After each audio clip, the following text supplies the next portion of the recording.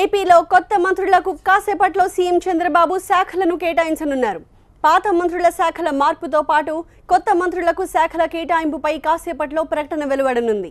నారా లోకేష్ కు పంచాయతీరాజ్, ఐటీ శాఖను కేటాయించే అవకాశం ఉన్నట్టు తెలుస్తోంది.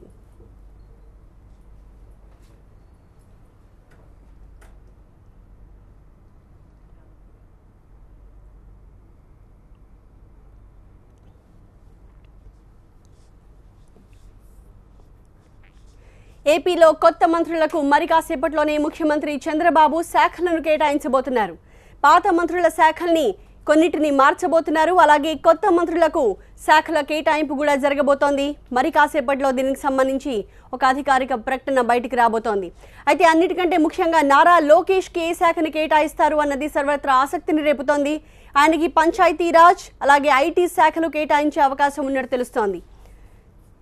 ఇవాళ మొత్తం 11 మంది మంత్రులుగా ప్రమాణ స్వీకారం చేశారు.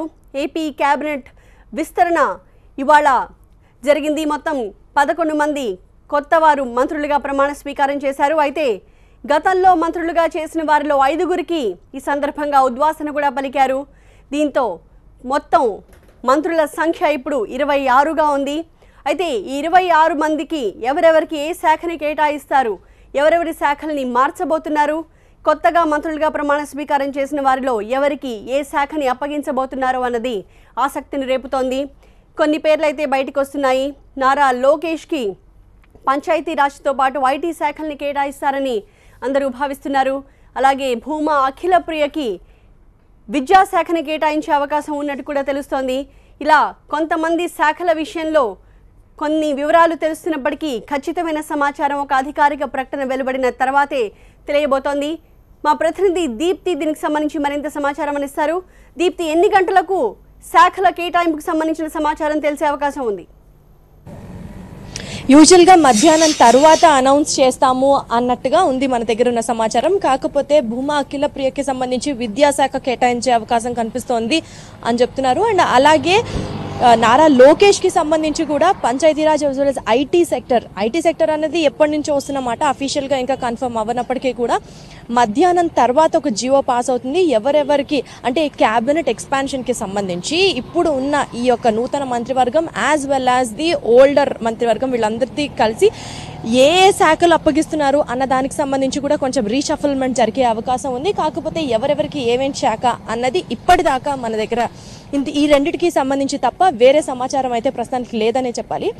అలాగే ఈ ఇన్ఫర్మేషన్ అంతా బయటకు వచ్చేసరికి సాయంత్రం కూడా అవ్వచ్చు అని అనుకుంటున్నారు. ఎందుకంటే ఇప్పటికే సీఎం ఆఫీస్ దగ్గరికి, సీఎం ఇంటికి చేరుకున్న బోండా ఉమాకి సంబంధించిన అసంతృప్తికి సంబంధించిన అంశమే కానీ లేకపోతే ఇతర అసంతృప్తితో ఉన్న నేతలు కూడా కొంతమంది ఫోన్లో సీఎం చంద్రబాబుతో మాట్లాడుతున్నారు అని చెప్తున్న నేపథ్యంలో ఎప్పుడు అనౌన్స్ చేస్తారు ఈ పోర్ట్ఫోలియోల శాఖకు సంబంధించి అన్నది ఇంకాస్త టైం డిలే అయ్యే సూచనలు అయితే చాలా స్పష్టంగా కనిపిస్తున్నాయి. అయితే టైం గడిచే కొద్దీ పోర్ట్ఫోలియో ఎవరెవరికి ఏమేం కేటాయిస్తారు అన్న దాని మీద ఎంత ఫోకస్ చేస్తారో అలాగే ప్రస్తుతం మంత్రులకు శాఖల కేటాయింపు గురించి ఆయన తర్జన భర్జన చేస్తున్నారా, లేక అసంతృప్తివాదుల్ని బుజ్జగించే పనిలో ప్రస్తుతం ఆయన తలమునకలై ఉన్నారా? ఏం జరుగుతోంది? యాక్చువల్లీ ఎవరినైతే ఈ నూతన మంత్రివర్గంలోకి తీసుకోవాలి అన్న ప్లాన్లో ఉన్నప్పుడే బహుశా ఒక ఐడియా ఉండాలి ఎవరికి ఏ శాఖ కేటాయించాలి అన్నది. దీన్ని బేస్ చేసుకొని నూతన మంత్రివర్గంలోకి 11 మందిని తీసుకున్నారు అన్నది ప్రథమంగా మన దగ్గర ఉన్న ఫస్ట్ బేసిక్ ఇన్ఫర్మేషన్. అయితే ఇప్పుడు దాన్ని అనౌన్స్ చేయడానికైతే కొంత తాత్సారం చేయడానికి కారణం ఏంటంటే అసమంతో ఉన్న నేతలు ఎవరైతే ఉన్నారో వాళ్ళందరినీ బుజ్జగింపే ప్రయత్నంలో భాగంగా కొంచెం డిలే జరుగుతోంది అని చెప్తున్నారు. ఎందుకంటే వీళ్ళ యొక్క సంఖ్య పొద్దు నుంచి కూడా ఎక్కువ అవుతూనే ఉంది. అక్కడ నుంచి మనం అనుకుంటున్నట్లుగా బొజ్జల గోపాలకృష్ణారెడ్డి దగ్గర నుంచి, చింతమనేని ప్రభాకర్ దగ్గర నుంచి, బోండా ఉమా దగ్గర నుంచి, అలాగే బండారు సత్యనారాయణ మూర్తి దగ్గర నుంచి వీళ్ళందరూ అఫీషియల్గా పార్టీకి అల్టిమేటం జారీ చేయడం కానీ లేకపోతే మేము రిజైన్ చేస్తాము అంటూ పార్టీకి చెప్పడం కానీ జరిగింది. అలాగే వీళ్ళతో పాటు కాకుండా ఎవరైతే ముఖ్య నేతలు ఉంటారో like for example Dhulipala Narendra ఉన్నారు, ఆయనకి సంబంధించి మంత్రి పదవి ఇవ్వలేదు అని చెప్పి నిన్న స్పెసిఫిక్గా సీఎంని కలిసి సాయంత్రం 4 గంటల నుంచి బోలెడు గంటల్లో ఆయనతో పాటు కూర్చొని మాట్లాడి డిస్కషన్లో భాగంగా ధూళిపాళ నరేంద్ర రవీంద్ర ఉన్నప్పటికీ కూడా ఇవాళ ఆయనకి మంత్రివర్గ విస్తరణలో చోటు కల్పిస్తారు అని ఎక్స్పెక్ట్ చేస్తే కూడా ఆయనకి చోటు రాలేదు. కాబట్టి ఈయన కొంచెం అసంతృప్తిగా ఉన్నట్లుగా ప్రాథమికంగా మన దగ్గర ఉన్న సమాచారం. కాకపోతే ఈయన సాటిస్ఫై అయ్యారా లేకపోతే అనుచరులు సాటిస్ఫై చేయనివ్వట్లేదా అన్నది స్టిల్ ఇంకా తేలాల్సి ఉంది.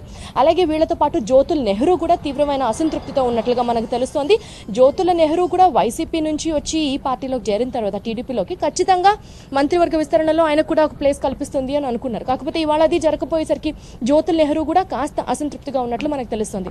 అలాగే ఇదంతా ఒక ఎత్తైతే విజయనగరానికి సంబంధించి మాక్సిమం మనం కనుక అబ్జర్వ్ చేసుకుంటే బీసీ కమ్యూనిటీకి సంబంధించిన ఓటర్లు ఎక్కువ మంది ఉన్నారు. అయితే ఇవాళ వైసీపీ నుంచి ఇవాళ మంత్రివర్గ విస్తరణలో భాగంగా చోటు సంపాదించుకున్న సుజయ కృష్ణ రంగారావు ఆయనకి కూడా ఈ బీసీ కమ్యూనిటీకి చెందిన వ్యక్తి కాదు. ఆయన ఈ బీసీకి సంబంధించిందే. అంటే కమ్యూనిటీలో కూడా డిఫరెన్సెస్ ఉండడం వల్ల బేసికల్గా విజయనగరానికి సంబంధించిన ఇప్పుడున్న 6 ఎమ్మెల్యేలు కూడా అసంతృప్తి వ్యక్తం చేస్తున్నారు. ఏదైతే ప్రమాణ స్వీకార కార్యక్రమం జరుగుతోందో ఆ టైంకి విజయనగరం ఎమ్మెల్యేలు మనం ఎవరిని చూడలేదు. వాళ్ళందరూ లాస్ట్లో ఈ పర్టికులర్ సుజయ రంగకృష్ణారావు ఆయన అది అయిపోయిన తర్వాత ప్రమాణ స్వీకారం చేసేది వీళ్ళందరూ కూడా రావడం జరిగింది. అప్పట్లో కొంచెం వార్తలు కూడా వినపడ్డాయి. ఖచ్చితంగా విజయనగరానికి సంబంధించిన ఎమ్మెల్యేలు కూడా బాయ్కాట్ చేశారు అన్న వార్త కూడా మనకి వినపడింది. ఎందుకంటే బీసీ కమ్యూనిటీకి చెందిన నేతలు ఎక్కువగా ఉన్నప్పుడు, ఎమ్మెల్యేలు ఆల్రెడీ టీడీపీలో బోల్డ్సార్లు గెలిచిన వాళ్ళు ఉన్నప్పుడు, బీసీ కమ్యూనిటీకి సంబంధించిన ఓటర్లు విజయనగరంలో ఎక్కువ మంది ఉన్నప్పుడు బీసీ కమ్యూనిటీకి చెందని నేత బొబ్బిలి రాజు ఆ ఫ్యామిలీ నుంచి వచ్చిన ఆయనకి, అది కూడా వైసీపీ నుంచి వచ్చిన నేతకి ఎలా మీరు మంత్రి పదవి ఇవాళ కట్టబెట్టారు అన్న అసంతృప్తి కూడా మనకి వినిపిస్తుంది. మొత్తానికి శ్రీకాకుళం దగ్గర నుంచి ఇక్కడ మనకి అనంతపూర్ రాయలసీమ జిల్లాల వరకు అన్ని చోట్ల ఎవరినైతే 11 మంది నూతనంగా జాయిన్ చేసుకున్నారో వాళ్ళందరూ హ్యాపీగా ఉన్నప్పటికీ కూడా అసంతృప్తి సెగలు విపరీతంగా టైం టు టైం పెరుగుతున్నాయి. కాబట్టి ఇప్పుడు పోర్ట్ఫోలియో ఈ యొక్క 11 మినిస్టర్స్కి సంబంధించి అలాగే పాత మినిస్టర్స్కి సంబంధించిన రీషఫల్మెంట్ అనౌన్స్ చేయడానికి ముందు ఇప్పుడు సీఎం ముందర ఉన్న మ్యాక్సిమం బిగ్గెస్ట్ రెస్పాన్సిబిలిటీ ఏంటంటే అసహనంతో ఉన్న వాళ్ళందరినీ ఎలా పాసిఫై చేయాలి.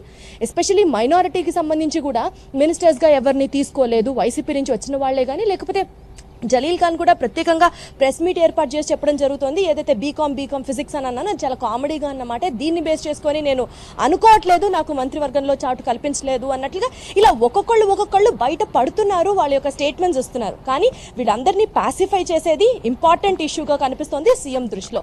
వీళ్ళని పాసిఫై చేసిన తర్వాత అనంతరం వాతావరణం అంతా కొంచెం చల్లబడిన తర్వాత అప్పుడు ఈ నూతన మంత్రివర్గంలో తీసుకున్న వాళ్ళని అలాగే పాత మినిస్టర్స్కి ఎలాంటి పోర్ట్ఫోలియోస్కి సంబంధించిన శాఖల్ని ఏర్పాటు చేస్తారు అన్నది తెలియాల్సింది. ప్రస్తుతానికైతే మాత్రం ఈ ఇద్దరు పేర్లు వినిపిస్తున్నాయి. నారా లోకేష్ కి Panchayati Raj as well as IT sector, and for Akhila ప్రియాకి సంబంధించి తినకి వచ్చేసి ఎడ్యుకేషన్ శాఖ ఇవ్వబోతున్నారు అన్నది ప్రథమంగా వినిపిస్తున్న మాట. బట్ ఫైనల్ డెసిషన్ ఏంటి అన్నది మరి కాసేపట్లో తేలనుంది. Yes, thank you Deepti. మొత్తం మీద టీడీపీలో రెబెల్స్ ఇప్పుడు గుబులు రేపుతున్న క్రమంలో మంత్రివర్గ విస్తరణ అయితే జరిగింది, కానీ శాఖల కేటాయింపు కొంచెం ఆలస్యమయ్యే అవకాశం కనిపిస్తోంది. ఏదేమైనా ఈ సాయంత్రానికి ఏ మంత్రికి ఏ పోర్ట్ఫోలియోని కేటాయిస్తారు అన్నది స్పష్టంగా తెలిసే అవకాశం ఉంది.